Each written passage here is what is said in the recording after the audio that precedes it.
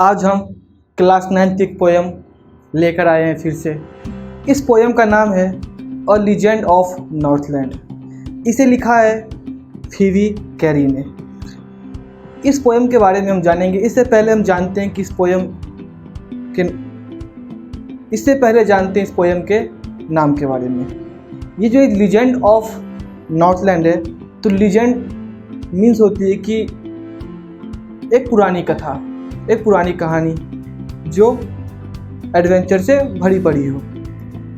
इस कविता को नॉर्थलैंड के ऊपर लिखा गया है, जिसमें नॉर्थलैंड एक ऐसी जगह है जो नॉर्थ पोल के पास है।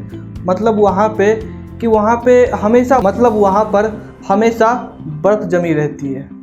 इस कविता में वो कहते हैं कि वहाँ के जो बच्चे होते हैं वो ऐसे कपड़े पहनते हैं जैसे लगते हैं कि वो भालू की तरह हैं, क्योंकि वहाँ ठंडी बहुत पड़ती है। तो उनके जो कपड़े होते हैं गद्देदार मोटे होते हैं, जिससे मालूम पड़ता है कि जैसे लग रहा हो कहीं एक भालू छुपा हुआ हो।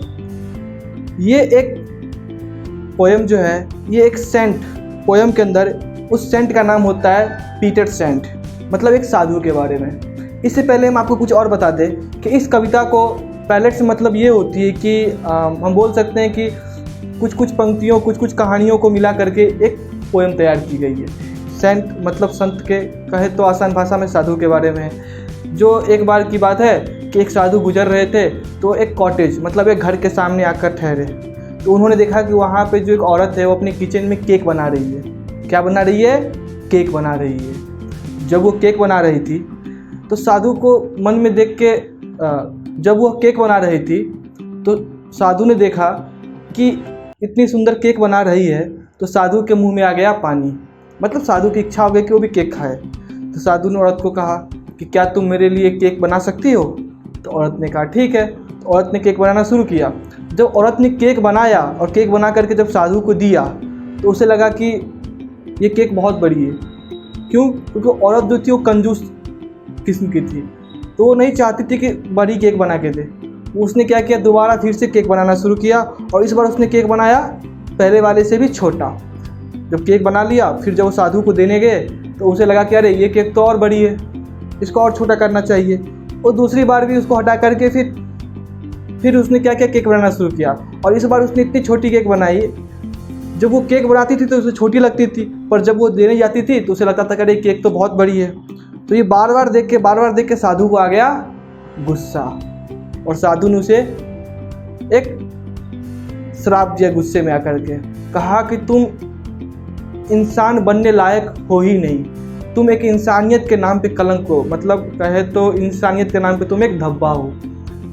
और साधु ने गुस्से में आकर उसे एक श्राप दे दिया, और श्राप ये दिया कि तुम अब एक पंछी बन जाओगी। और उसके जितने भी कपड़े थे, सारे कपड़े में क्या हुए, सारे कपड़े में उनके आग लग गए। उसे एक भी कपड़ा नहीं बचा, बस उसकी एक आखिरी एक टोपी बच गई।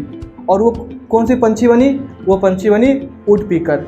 वुड पीकर जो आप देखते होंगे गांव घर में, शहरों में देखते होंगे, जंगलों में देखते होंगे कि ये जो होती है क्या करते हैं, खाना की तलाश में, खाना ढूंढने के लिए क्या करते हैं, ये पेड़ पौधे लकड़ियों में क्या करते हैं, चोंच मारते हैं, वहाँ पे होल बनाते हैं खाना ढूंढने के लिए। उसे लगता है कि अगर किसी पेड़ के तने या किसी ब्रांचेस के अंदर कोई इंसेक्ट छुपी हो, उसके बीट को वो महसूस करता है और उसके अंदर वो होल करके वो छोटे से इंसेक्ट को ढूंढता है। तो उसे एक छोटे से इंसेक्ट को ढूंढने के लिए बहुत मेहनत करनी पड़ती है। एक बड़ी बड़ी ट्री के अंदर उसे बड़ी बड़ी होल बनानी पड़ती है ताकि वो अपनी भोजन ढूंढ सके, खाना ढूंढ सके। और जब आप वुड पीकर को देखे होंगे तो आप देखेंगे कि उसके जो सर होते हैं उस पर क्राउन की तरह, मतलब एक ताज की तरह होती है। असल में वो जो ताज थी, जो उसके एक टोपी बच गए थे, वही एक टोपी पहनी रहती है। आसान भाषा में कहूँ या देखा जाए तो इस कविता के अंदर सच्चाई से कोई नाता नहीं है। इसलिए जिसे हम एक कविता कहानी कहते हैं।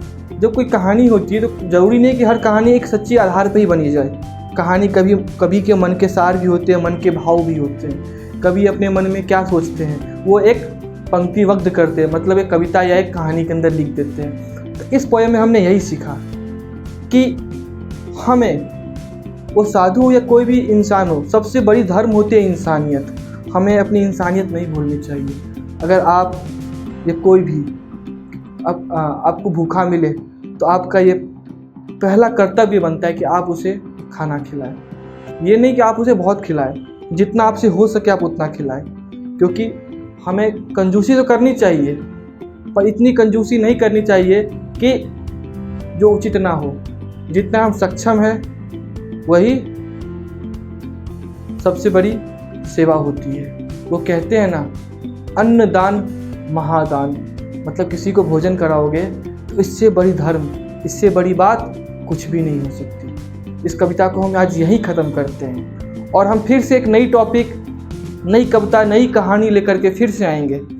तो इसी उमंग के साथ हमारी अगली वीडियो में हम फिर से मुलाकात करते हैं। तो आज के लिए हम इतना ही।